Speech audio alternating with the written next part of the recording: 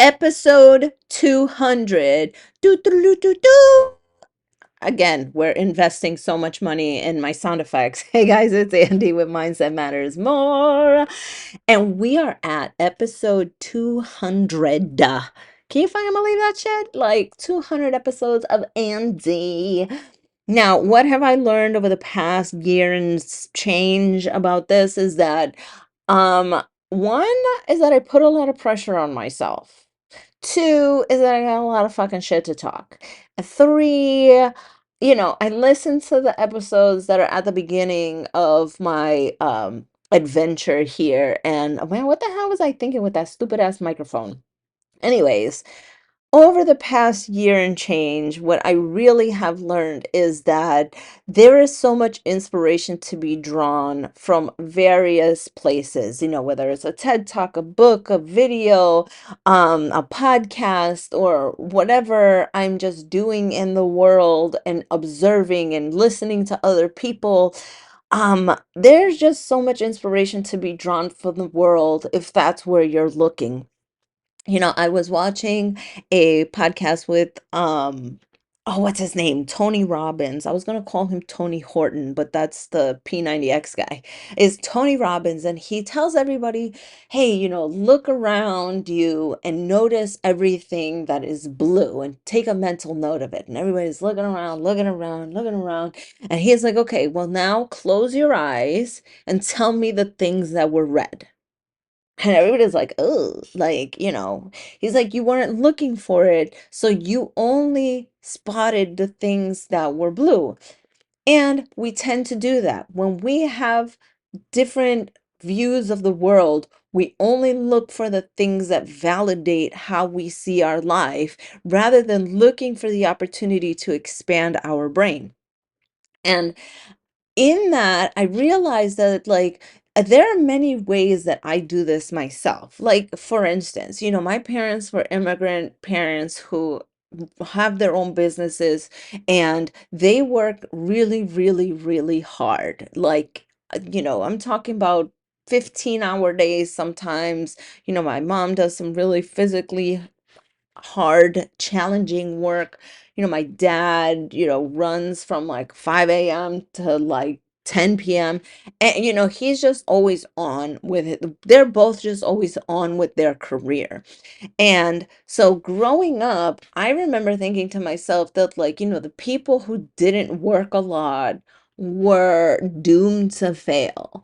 And so, in a part, I've adopted that myself because, like, I only look at the people who work really, really hard, really long hours, who are just so involved in their career and their life and their business that they are the ones that are truly successful, probably billions in the bank, right? And I remember that one time we had gone to a presentation, um, and there was a doctor there who, we were just all shooting the shit, and he was talking about how his practice is only open 3 days a week. And I was like, ugh, like, you must be poor. But he was like talking about his boat and his Ferrari and blah, blah, blah, and da, da, da. Like, it wasn't about him working. It was just like he knew how to navigate money and knew how to do all these other things that were going to make him money. But in my head, I was like, no, you're broke, motherfucker. Like, you are lying about your boat. You're lying about, not working. You're lying, or, whatever it was. Like, my brain couldn't comprehend it because whenever I see somebody who works 10, 12, 14-hour days, I'm like, oh yeah, you are going to be successful. You are the one who's going to be there because that was all I saw. That was all I knew. And so when Tony was talking about that stuff, I'm like, oh man, what has shaped the way that I think? And I feel like through this podcast and these 200 episodes, um, I share a piece of my beliefs and the things that I've been seeing, the aha moments, the little breakthroughs that I have, because I'm trying to break those past behaviors. I'm trying to break those previous ways that I think. There's a lot of times here that like I'm just like, hey, I'm going through this shit and like might come across as whiny and bitchy and complaining, but it's really because I'm going through a growth period that it's like I am feeling this thing and I want you guys to know that this is what I'm feeling and this is what I'm thinking. This is what I'm trying to do about it because I don't want to stay stuck in there. Because if you've noticed that anytime I've ever talked about anything that's been like troubling me or plaguing me or like running through my head with anxiety, fear, depression, or whatever, it's like, okay, this is what I'm feeling, this is what I'm feeling, but I don't stay stuck there. I don't stay stuck there for too long, I should say, because sometimes I do stay stuck there for a couple of days.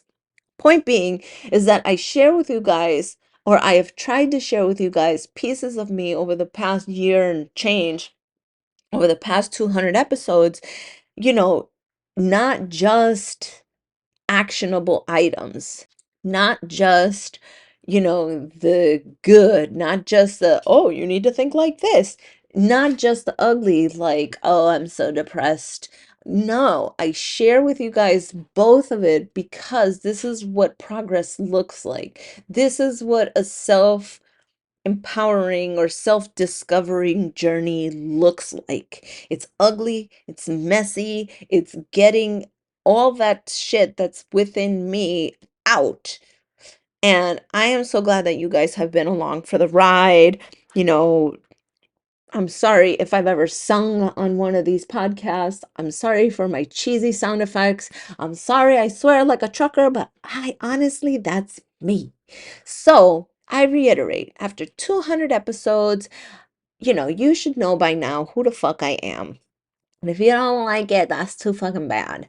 But I'm sharing with you guys exactly what a personal journey looks like. And I hope that comes across. And I hope you guys stick with me for the next 200 episodes because I know that the person I am today is not the person I'll be tomorrow. It's not the person I'll be in 200 more episodes. And I'm just so glad that you guys are here with me, okay? Shoot me an email, shoot me a message, come see my YouTube, buy my book, support your girl, okay? Love you guys. Bye.